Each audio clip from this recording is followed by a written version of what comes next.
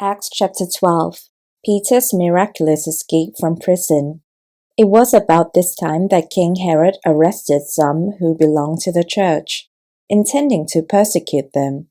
He had James, the brother of John, put to death with the sword. When he saw that this met with approval among the Jews, he proceeded to seize Peter also.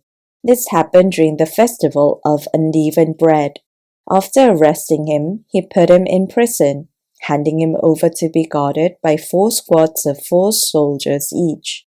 Herod intended to bring him out for public trial after the Passover.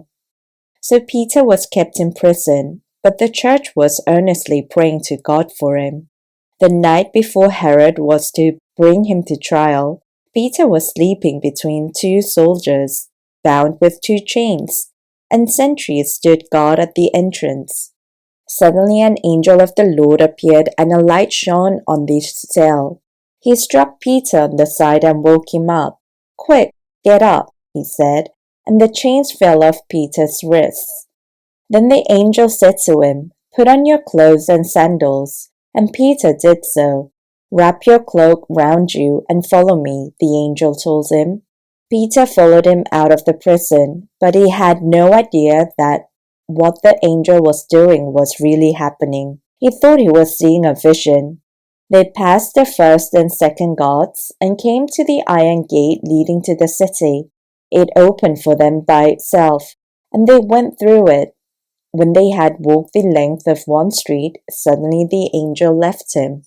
Then Peter came to himself and said, "Now I know without a doubt that the Lord has sent his angel and rescued me from Herod's clutches and from everything the Jewish people were hoping would happen." When this had dawned on him, he went to the house of Mary, the mother of John, also called Mark, where many people had gathered and were praying. Peter knocked at the outer entrance, and a servant named Rhoda came to answer the door. When she recognized Peter's voice, she was so overjoyed she ran back without opening it and exclaimed, "Peter is at the door." "You are out of your mind," they told her. When she kept insisting that it was so, they said, "It must be his angel." But Peter kept on knocking, and when they opened the door and saw him, they were astonished. Peter motioned with his hand for them to be quiet and described how the Lord had brought him out of prison. "Tell James and the other brothers and sisters about this," he said, and then he left for another place. In the morning, there was no small commotion among the soldiers as to what had become of Peter. After Herod had a thorough search made for him and did not find him, he cross-examined the guards and ordered that they be executed. Herod's death. Then Herod went from Judea to Caesarea and stayed there. He had been quarreling with the people of Tyre and Sidon. They now joined together and sought an audience with him. After securing the support of Blastus, a trusted personal servant of the king, they asked for peace because they depended on the king's country for their food supply. On the anointed day, Herod, wearing his royal robe, sat on his throne and delivered a public address to the people. They shouted, "This is the voice of a god, not of a man."